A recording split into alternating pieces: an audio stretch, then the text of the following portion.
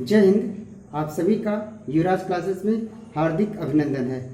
आज के इस भाग में हम लोग जो है एक बेहद ही महत्वपूर्ण टॉपिक पर चर्चा करेंगे जो हिंदी से संबंधित होगा और इसको बहुत कम समय में ही हम लोग जो है क्लियर करेंगे। जो प्रतियोगी परीक्षा में विशेषतः पॉइंट टू पॉइंट क्वेश्चन पूछे जाते हैं उसी नज़रिए से हम लोग जो इसको चर्चा करेंगे इस पर।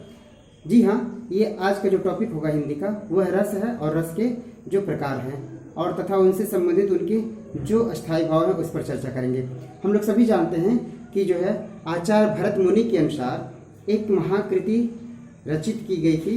वो महाकृति का नाम नाट्य शास्त्र है और नाट्य शास्त्र में ही यह बताया गया है कि रस मूलतः कितने होते हैं। हालांकि जो नाट्य शास्त्र है इसी को पंचम वेद के नाम से भी जानते हैं। जो 4 वेद हैं वह ऋग्वेद, यजुर्वेद, अथर्ववेद और सामवेद। तो इनके अलावा एक जो 5वां वेद माना जाता है वह भरत मुनि का नाट्य शास्त्र है। यानी भरत मुनि की नाट्य शास्त्र को 5वां वेद यानी पंचम वेद माना गया है, क्योंकि इसी में कई प्रकार के भावनाओं का जो है उल्लेख मिलता है।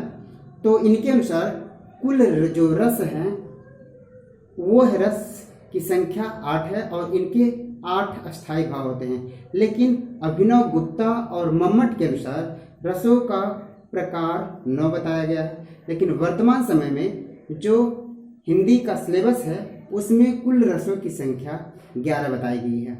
अब वो कौन कौन से रस हैं और उनके अस्थायी भाव कौन हैं ये जानेंगे। लेकिन इसको जानने से पहले आचार्य भरत मुनि के अनुसार रस होते क्या हैं।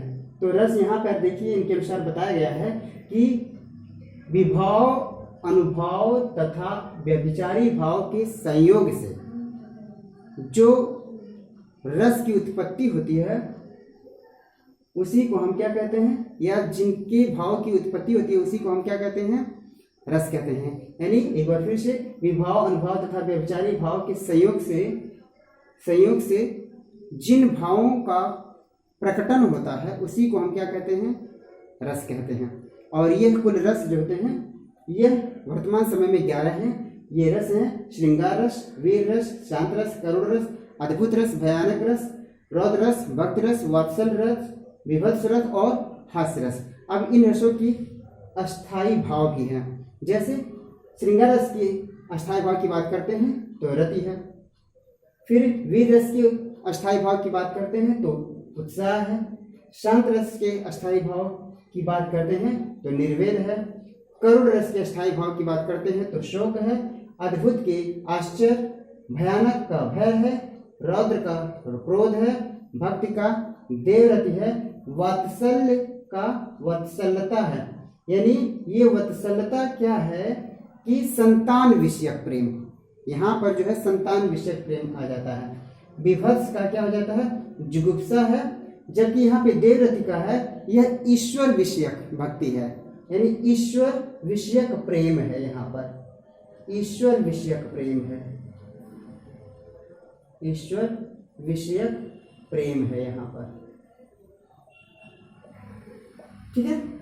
लेकिन जब वत्सल रस की बात करते हैं तो यह संतान विषयक प्रेम हो जाता है। दोनों में ही प्रेम दिखाया गया, लेकिन एक में ईश्वर विषयक प्रेम होता है जो ईश्वर के प्रति भाव प्रकट होता है, भक्ति भावना होती है। और दूसरा जो होता है वात्सल्य, वो संतान के प्रति भक्ति भावना या प्रेम दिखाया गया है।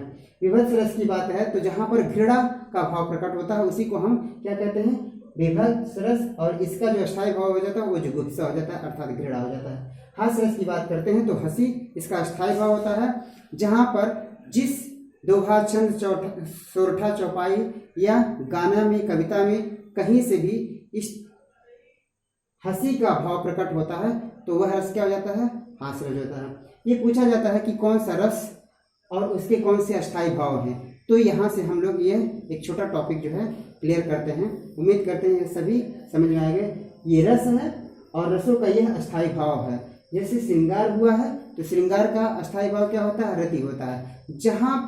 जहाँ पर अब श्रृंगार को जो है अलग तरीके से परिभाषित किया जाता है। जैसे किसी की सुंदरता का वर्णन होता है, जैसे प्रेमी अपने प्रेमिका का वर्णन करे तो वहाँ पर इस तरह के रसे देखे जाते हैं, अर्थात श्रृंगार रस देखे जाते हैं। ठीक है, तो ये उम्मीद करते हैं कि एक छोटा सा टॉपिक जो होता है जिसके रस और उसके अस्थायी भाव थे हम लोग समझ गए होंगे।